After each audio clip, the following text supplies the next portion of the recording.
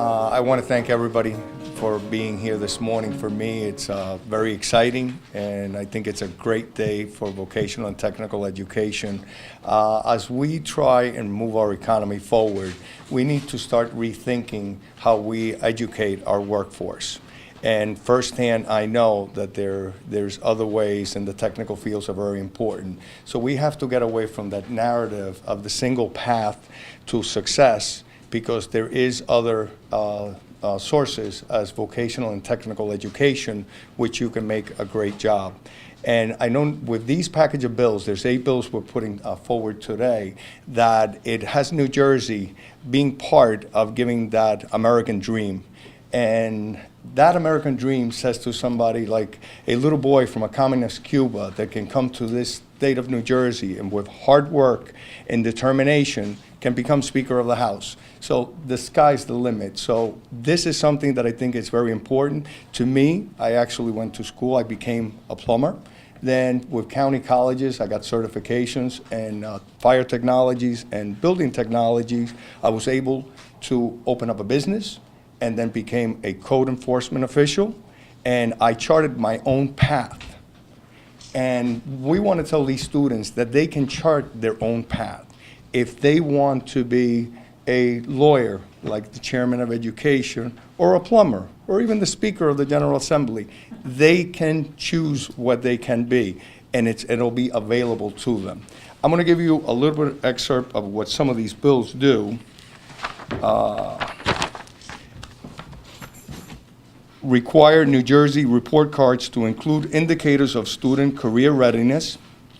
Another one's require preparation programs for teachers and school counselors to include coursework to support improved student career readiness. Authorizes the Economic Development Authority to issue an additional $50 million in bonds to provide grants for county vocational district facilities projects. Establishes 4-year county vocational school district facilities partnership grant programs. Required all school district and public college to enter into dual enrollment agreements to provide college-level instruction to high school students throughout the course offers of college or high school campus. Provides that if a career and technical education program of a county vocational school district is taught in an industry setting, the off-site location will be exempt for certain state regulations. And I think that's kind of an important one, because today, it's not feasible to have some of this technology in the school. So I think partnering up and being able to waive some of these rules, I think it's very important. Provides additional state aid to vocational school districts which enrollments which increase by more than 10%, and provides state aid to adult education programs, which I think that is very important. The adult education is something that my former running mate was very proud of, and I think it's so important. I think that's a tool that my mom used to be able to learn somewhat limited English when we got here. So I think that adult education is something we should be doing, and I think we need to let our students know that there's a path other than college, that there's some good paying jobs that you can make a great living, and you should be able to do certain things that you're good at and you can feel proud of them. Our economy depends on these jobs, and I think it's so important that our workforce, we train them so these employers, when they come seeking these employees, they're trained in the right field and in the right profession. With that, I'm going to turn it over to my colleague, the great chairman of education, Pat Diegnan. Pat, if you can say a few words. I just could not compliment the speaker enough. This is really, really valuable stuff. The United States of America is the greatest democracy in the history of man, not necessarily only because of freedom, but because it has always been the land of opportunity. When we see our center cities today where there is upwards of 50% unemployment amongst young folk, You say, how are we going to change that? And college is not for everybody. You know, one thing that I would love to do, I don't know if we can do it by legislation or just encourage the vocational schools to do it. I think we should change the name of our vocational schools to career academies, because that's really what they have become. They have become opportunities for kids to find careers on which they will succeed, prosper, and make a solid and successful family for themselves, and most importantly for our country and all of us. So this is really, really good stuff. I just could not compliment the speaker enough. What we have got to do, and what this bill starts to do, is to partner business with the schools so that they know the opportunities that are available, properly train the kids, and therefore jobs will be waiting for them. Coincidentally, yesterday I was at a First Communion reception, and I happened to sit down next to a guy who's a headhunter. And he told me that he works, his job is really basically to find positions for people in the computer industry. And he right now is seeking out to China and India to fill 1,000 positions, to get temporary status, resident status for 1,000 folks from China and India to come and fill positions in the United States of America.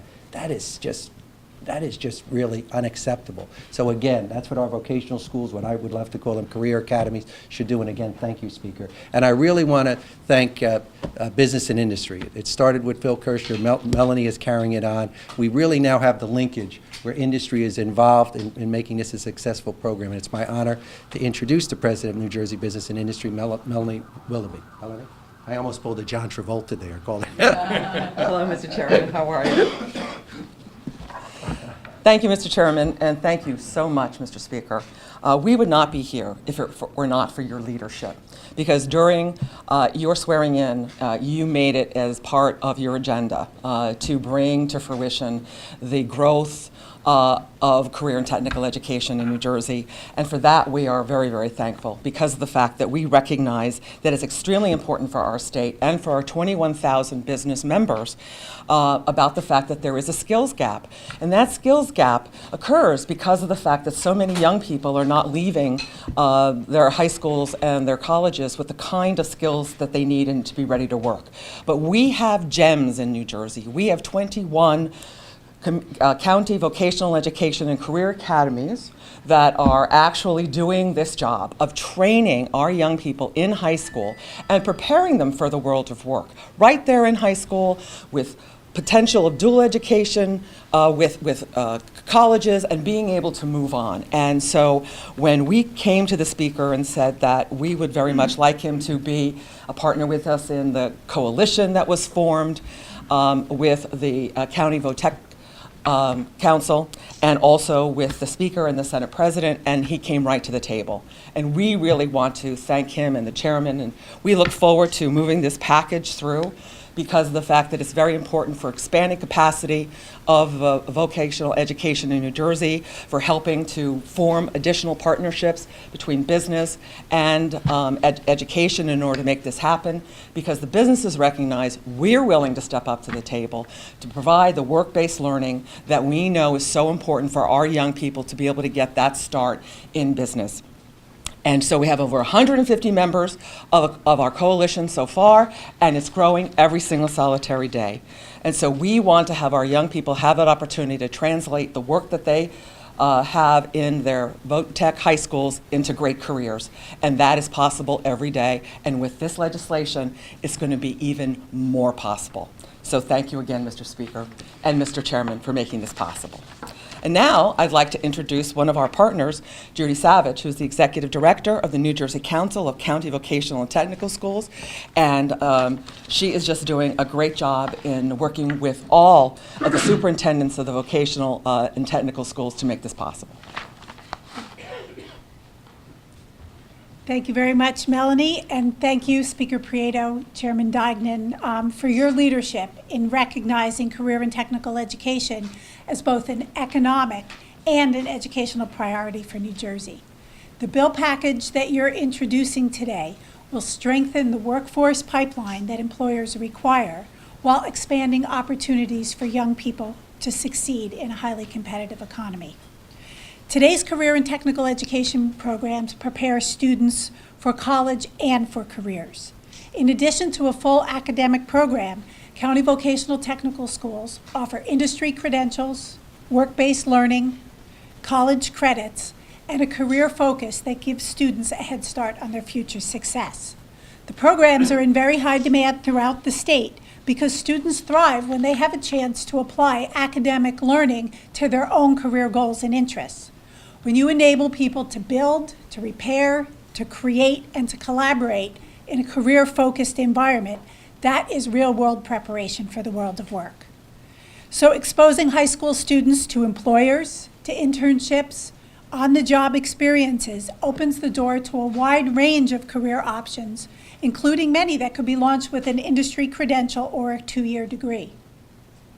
And thanks to the strong partnerships that our schools have with 2- and 4-year colleges and universities throughout the state, many of our students have the chance to earn college credits for their advanced technical learning.